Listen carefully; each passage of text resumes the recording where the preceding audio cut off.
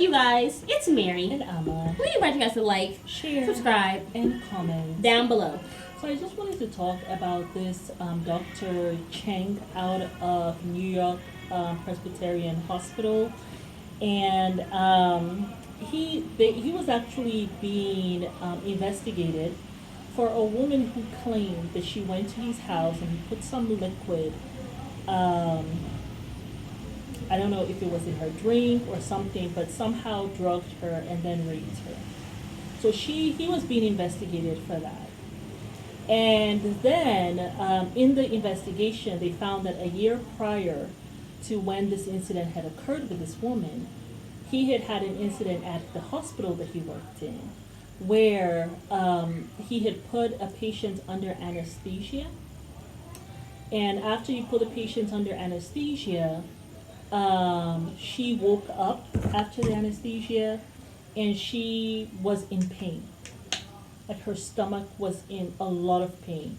And she suspected that she had been violated sexually. So she and her mom, they reported this to the hospital. And they actually took it very seriously. Obviously, the hospital maybe had heard about it. They put him in a lineup with other doctors. At the hospital. At the hospital. So that means that this doctor, he has had some issues. They have heard something about him before. Yeah. Because why would they put him in a lineup? But they put him in a line with other doctors, and she pointed him out. She said, that's the doctor who had put me under. And so this was a whole thing that was written up in the hospital. Wow. So when they were investigating him about this woman who claimed that he had put some liquid in her that was unknown to her, when they were investigating this, that's when they found out about this stuff that he had done at the hospital a year prior. So anyway, he has been arrested. But it just, oh my goodness, it just leads me to just, I remember, I think it was maybe about 7 years ago, there was a thing with a woman who went under anesthesia. She just wasn't feeling good about the particular doctor that she was going under anesthesia with. And she decided in her braids to put a camera, not a camera, but like a listening device in her braids. And had the doctor saying all these awful things about her while operating on her. Maybe she but was if you suspected. can imagine, exactly. And so, you know, I tell you, your life is in the doctor's hands. Yeah, for sure. It's in that doctor's hands, you know. And it's very, very sad. It's very, very sad, you know. The stuff that goes on, it's just sad behind the scenes and all of that. And it's not right. It's not right at all. And you think about the fact that this, a year prior, I just wonder, what did the hospital do? Because obviously he was still a doctor there. So what Probably did you do? Swept it under the rug. Yeah, because he's a a year doctor. had passed and the man is still there. You know what I'm saying? Yeah. Now he's finally been arrested. Name is Dr. Cheng, Cheng. Wow. Just disgusting. Disgusting, but it's like, you know, there are some really shisty doctors out there. Yeah. And it's sad because there are really a lot of good doctors. And it's like that rotten apple spoiling the cart. Yeah, for sure. You know? But what do you guys think of this? You know?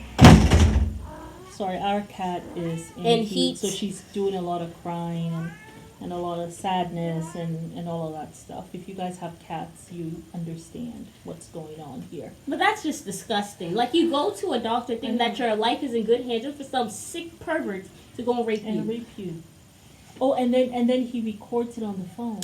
So yeah. So he has. Yeah. So he goes back and look at his I think that's why he got arrested, because he had the recording of what he did on the phone. That's just nasty. And so you just wonder, this man has been a doctor there for so many years. How many people has he done it to? So really what they're doing now is they're calling for pretty much all the patients that he had under anesthesia for someone to come forward. Like, if you have had under anesthesia with this guy and you were feeling something or some kind of way, please come out, let us know what's going on. But it's certainly a thing that we will follow.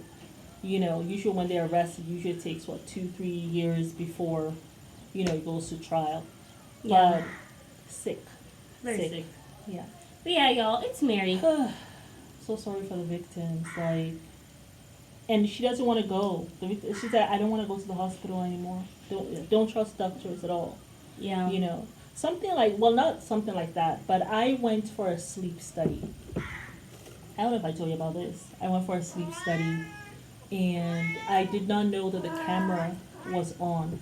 Like, the woman came and told me to go ahead and undress and put on, the hospital gown and whatever. And I went, put it on and all that. It wasn't until the next morning, right? And then after that, it was like this light was still on, and I was like, and I thought that they had turned off the light. Like the camera, you turn it off because I have to take off my clothes and all that stuff.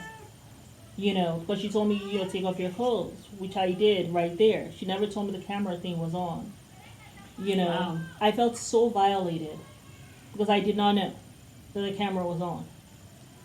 It wasn't until the next morning that I found out. I was, oh my goodness, especially around that time when, I was much bigger than I am now. Much bigger than I am now. Oh, you were? Yes. And I just felt bad about myself. So it's like, and even if I had the perfect body, I still don't want you to see that. Yeah, for sure. You know what I'm saying? That's your It was so private. disgusting. When I called and I talked to them. I was so upset. I spoke to the administration. I spoke to